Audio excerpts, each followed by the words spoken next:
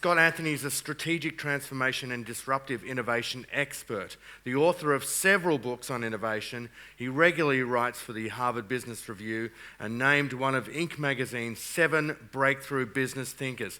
Please give a rousing welcome to Scott Anthony.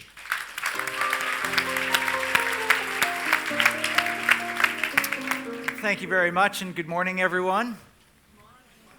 Joyce, you weren't supposed to put them to sleep with all those great videos. Let's try that again. Good morning, everyone. Good morning.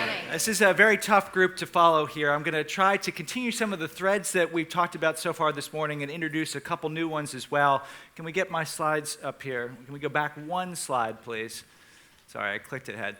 So what I want to spend a few minutes talking about are some of the lessons that I've learned over the past 15 years where I've been in the trenches of disruptive innovation as a student, as an author, as a consultant, as an advisor, as an investor, as a business builder.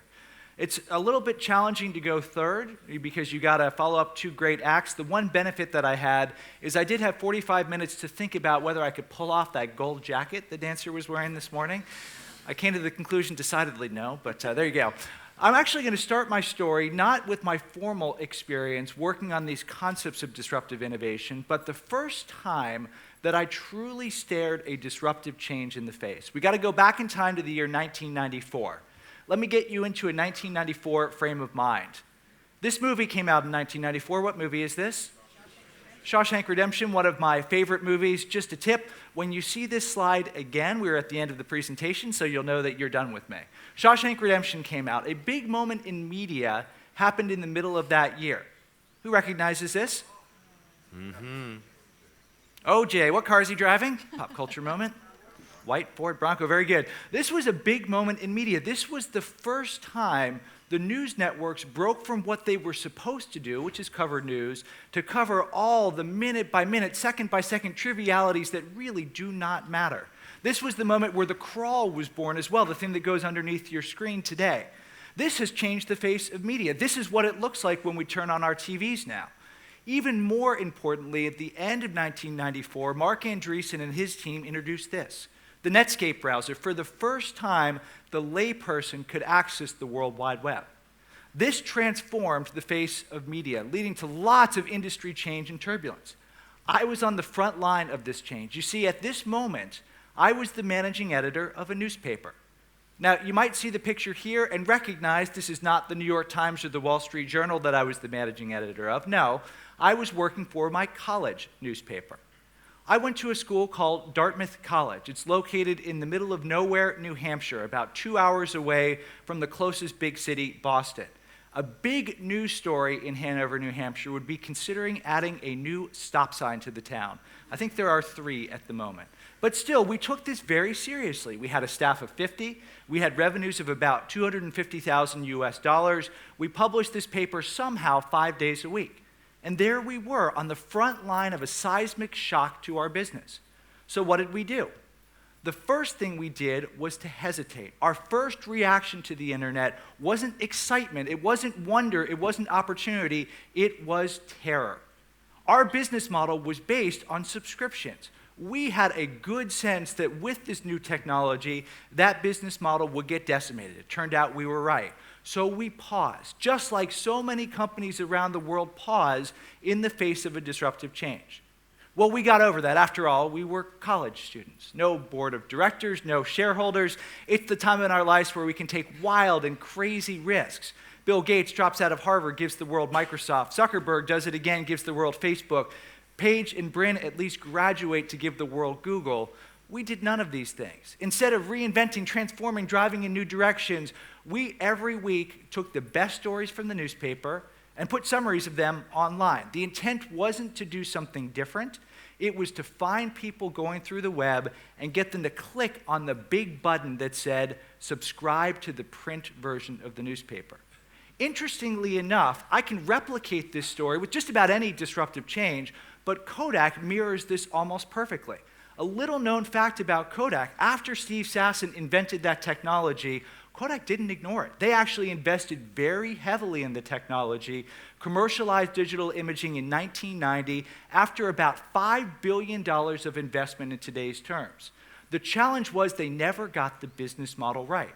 They actually had Facebook before Facebook existed. They bought OPhoto, one of the early photo sharing sites, in 2001, before Zuckerberg had created Facebook, before MySpace existed.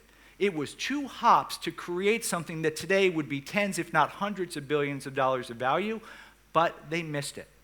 I learned when I entered the hallowed halls of the Harvard Business School that this is the challenge that people face, and this is the result that happens. This is what happened in the newspaper industry, is just about everyone did what we did in our little newspaper. Look at this chart carefully. This shows advertising revenue over the course of a 70 or 60-year period. Notice my story began in 1994. For about a decade, things actually looked okay. There was a recession, so advertising went down, but you could draw a trend line that continued the historical growth of the industry. By 2005, it still looked pretty good in the industry until it didn't. And 55 years of growth are eviscerated in 5 short years. This is what happens when disruption strikes. This is Clayton Christensen, the father of the idea of disruptive innovation. In fall of 2000, I entered into his classroom. I've been studying with him. I've written a book with him.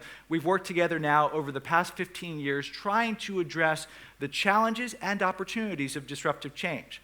Those of you who have studied it know that Christensen is famous for a model that looks something like this.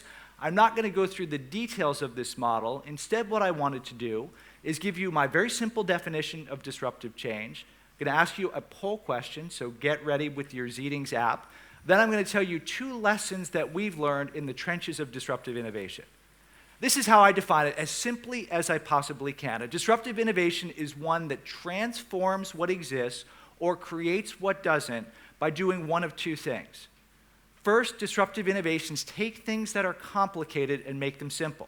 This is what Eastman Kodak did in its very early days with the Brownie camera, or what Airbnb has done, allowing anyone now to be a hotelier, or freelancer.com doing in this country as well. Disruptive innovations also make the expensive affordable. They take things that used to be consigned to the few and open them up to the many. Botox allows anyone to have skin as smooth as Kim Kardashian, if that is something that you desire. Or locally or regionally, Xero allows any business to be able to do accountancy in a simple, easy way using a software as a service model. There are a lot of disruptions going on today. I won't go through these in depth. I think Peter did a fantastic job going through some of the big disruptions that are going on today. The one that I'll just call out here that I personally am most interested in is 3D printing or additive manufacturing. I think this is one that is really going to upend business models all around the globe. And if you're an entrepreneur in the room trying to pick a space to get into, that's the one that I would recommend. Now, if you've watched carefully over the past 3 slides, you'd recognize that there are a lot of startup companies there, but there are some incumbents as well. This is the poll question I'd love to open up to the audience, and if we can, I'd love to see if I can get some real-time feedback on that, about what % of disruptions are actually launched by existing companies. We often think this game is all about startups and new companies, but what do you think? I'll wait about 30 seconds for the numbers to normalize. Cool. Wow, there was a big swing there for a minute. I think that was because one person had voted at first. All right, so I'll call that a poll. So it looks like the majority of people here say 5 to 15%. Interestingly, and this is a little bit tough to quantify because you don't have perfect data, et cetera, as best we can tell, if you go back before about 1970, that's about the right answer. Our count is about 18% before 1970. If you look since 2000, however, the number has increased to about 35%. 35% of disruptions are launched by existing companies. We've got Google doing self-driving cars. We've got Amazon doing web services. We've got big companies that are figuring out how to do this. But it still is the exception rather than the norm. So a couple lessons that we've learned that if you're inside a big company, you ought to think about if you want to, like ANZ, to be someone that's trying to push growth through disruptive innovation. Here's the first key lesson. A lot of times people think disruption, because it sounds like destruction, is a bad thing. Disruption is the greatest tool that you have to create growth if you're inside an organization. There is no better tool. But it does transform business models in industries. Let's go back to the imaging industry. At its peak, Kodak reports that there were about 80 billion pictures taken in the world. Since Kodak has gone bankrupt, of course, no one's taking pictures anymore, right? This is a difficult thing to estimate, but Chris Dixon suggests that there are about 500 billion pictures being taken today, and I bet you that number is low, because I've been in markets like the Philippines where the selfie stick, I think, was born, and I've seen how many pictures human beings are taking now. Of course, the business model is fundamentally different. People aren't making prints. Instead, they're putting them on Facebook and Snapchat and Line and all sorts of other things. People are still making money with this, no doubt about it, but the fundamentals of the business are completely different. Go back to the newspaper industry. In the United States, lots of death, destruction, bankruptcy, and so on. Does that mean people don't read anymore? No. More people read more content than at any point in human history. More people create more content than at any point in human history. But the business models have changed. Jeff Zucker, formerly of NBC, now of CNN, famously said in 2008, "Our challenge as an industry is we run the risk of trading analog dollars for digital pennies, then later nickels, dimes, and quarters." But you can see from the $1 trillion of new value that have been created from this short list of companies that those pennies, nickels, dimes, and quarters add up if you have the right business model. You've got to release yourself from the blinders and shackles of your current business model if you are to realize the full growth potential of disruptive innovation. Here's the second lesson. There is one truth that I've learned in all my time thinking about innovation. I've looked at lots of ideas, startup ideas, ideas in big companies, etc. Every idea is the same. Every idea, and I mean every idea, is partially right and partially wrong. The challenge is you don't know which part is which in the beginning, which means you have to take more of an emergent approach to let the answer bubble up from the marketplace. This means that the data or the tools that you use to help you choose ideas need to change in material ways, because the two tools you often turn to, particularly inside large organizations, can mislead you. Let me tell you a story of a mistake that we made. This is a business we tried to launch about 10 years ago. This is Gleneagles Hospital in Singapore, a hospital that is near and dear to my heart because it's where my third child, Harry, was born. I've run the numbers, by the way. The statistics show if you show pictures of kids, your rating goes up. So remember this picture if you've got to give feedback on me. Harry counts on you. So Harry was born in this hospital. You go into a hospital in Singapore, you see a truly first world experience. Great doctors, great equipment. It's as good as any hospital in the world. Yet, Singapore is able to do something borderline miraculous. They spend less than almost any other country and live longer. Hopefully Joyce will be able to get that up to 120 in the next decade or so. The United States, in contrast, where I'm from, unfortunately spends more and gets less than just about anyone. So we had a business idea, medical tourism. We find people in the US, we fly them to Singapore. They have a procedure done, they recuperate in a nice hotel, we save tens of thousands of dollars. The consumers we talked to said they loved the idea. We put some money behind it, the Singapore government backed it, and off we went. We learned a very important lesson about innovation here. People lie. They lie all the time. We don't do a good job of predicting what we're going to do in the face of an uncertain future state. In this case, we went to retirement communities in Florida and ran seminars to try and get our first real, honest paying consumers. Nobody showed up. Once they were faced with the real prospect of getting in a metal tube and flying 8,000 miles to a country that none of them have ever heard of before, all of a sudden it wasn't so interesting. You can't just go and ask the customer. They're going to point you in the wrong direction. The other challenge you have is the tool that you use inside many companies to make decisions, the spreadsheet, can mislead you too. Scott Cook is the founder and still active chairman of Intuit, a leading software company in financial services. I call it America's version of MYOB. He might flip those a little bit, but there you go. He has one of the absolute great lines about innovation. For every one of our failures, we had spreadsheets that looked awesome. You know, inside a big company, if you're going to bring something up to management, the spreadsheet has to look awesome. An awesome spreadsheet and an awesome business are not the same thing. Even more punishingly, sometimes a mediocre spreadsheet hides a great business. I saw this with a team that I advised at Procter & Gamble about a decade ago. They had a great business, a new probiotic solution they were going to introduce. But when they ran the market research, asking consumers if they would buy the product, the consumers balked. The financial forecast looked unattractive. The project was going to get shut down. We convinced P&G to invest a little bit to figure out whether the market research was right or not. It turned out it was wrong. Once the consumer got the product and experienced the benefits, all of a sudden it was clear that they had a hit on their hand. Good spreadsheets hide bad businesses, bad spreadsheets hide good businesses. What you need to do is recognize that people lie, spreadsheets lie. They're nothing more than the mathematical relationships between made-up assumptions. So you need to follow a different approach in the early stages of innovation.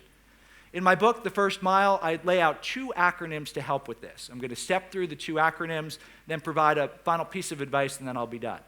The first acronym is DEFT. It starts by documenting your idea with a degree of thoroughness. Not a PhD thesis because you know it's largely made up, but you do want to make sure that you understand comprehensively what you're trying to do. You then evaluate your idea. Pick it up and look at it from as many angles as you can, not to give it a thumbs up or thumbs down, but figure out the strengths and weaknesses behind the idea. You focus in on the areas where you are least confident. I use this very simple table here, I call it the first mile certainty table, to try to figure out how sure I am that an idea is moving in the right direction. For example, is there really a market need? A customer says there's a need, means next to nothing. A customer demonstrates by using your product or service, that's great. They pay for it even better. They're telling their friends about it. You're confident that you're on the path to a winner. This helps you figure out what you got to do next because this is the most critical part of the DEFT process. You test rigorously and adapt quickly. How do you make sure you do this with a degree of rigor? I'm going to give you a not obvious story about the world's first nuclear-powered submarine to give you some ideas about how you can do this and the second acronym. This ship, the USS Nautilus, was commissioned in 1954, just 5 years after the idea of nuclear propulsion was born. This is a technological marvel. The program's existed for 60 years without a major incident in the United States. Why is that? At least one reason offered by Steve Spear in his outstanding book, The High Velocity Edge, is the discipline that the head of the program brought to all of the science underpinning it. What I would like to suggest by analogy is that you too can bring discipline to the uncertainty behind any new idea. Whenever you're going and innovating and doing new things, you never know for sure. So like a good scientist, start with a hypothesis. Design an experiment that has clear objectives. Make a prediction, even if you have no idea what the right answer is. In the case of the nuclear program, the founder of the program said, as you build the shielding around the radioactive core, tell me, where is the metal going to fatigue the most? No one had a clue. The science was too new for people to understand it. But by making a prediction and then executing in a way where you can test and measure your prediction, even if you're wrong, you create an opportunity to learn. You never know when you're innovating, but you always should have hope. Hypothesis, objective, prediction, and execution plan. So let me conclude my remarks by providing a piece of advice to entrepreneurs in the room and a piece of advice to big companies as well. There's a pretty cool graphic on the website for Atomico. It's a venture capital company founded by the Skype team that shows all the so-called unicorns, the billion-dollar companies founded since 2003. There are 156 of them. You heard some of their names as you heard the previous 2 presentations. Pretty exciting. You have to recognize that this is out of a pool of at least 15,000 venture capital-backed startups and at least 1.5 million startups. So these are exciting, but these are anomalies. But my point for the entrepreneurs in the room is if I flip this graph around a little bit and look at this part of the world, I don't see very many dots. I see one down in New Zealand, 0. I see a couple in Singapore, Garena and Lazada, and I see none in this country. We got to be able to do better than this. First piece of advice, go out there, have the courage, drive to some of the things that Peter and Joyce talked about, because the potential that exists in this room, in this country, is enormous. Then for the big companies in the room, I'm going to go back here.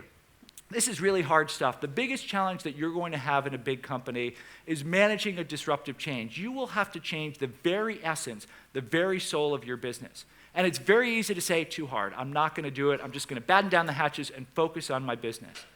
I'd ask you when you reach that moment to remember this scene from the Shawshank Redemption. For those who haven't seen the movie, let me bring you up to this scene. Andy Dufresne, the character played by Tim Robbins, had just gotten out of solitary confinement. Hope would appear to be lost. The warden had assassinated the person who had evidence that could exonerate him. He goes and talks to his friend Red, played by Morgan Freeman. Red starts to console him. Andy's having none of it. He says, I'm going to get out of this place. I'm going to go to this crazy little town in Mexico. Red can't believe it. He said, Andy, you cannot allow yourself to think this way. You're going to destroy yourself. This is what it's like inside big companies. You can't have hope like this, right? Andy then says the line of the movie, what I'd ask you all to reflect on. The way I see it, it comes down to a simple choice. Get busy living or get busy dying. Ladies and gentlemen, choose wisely.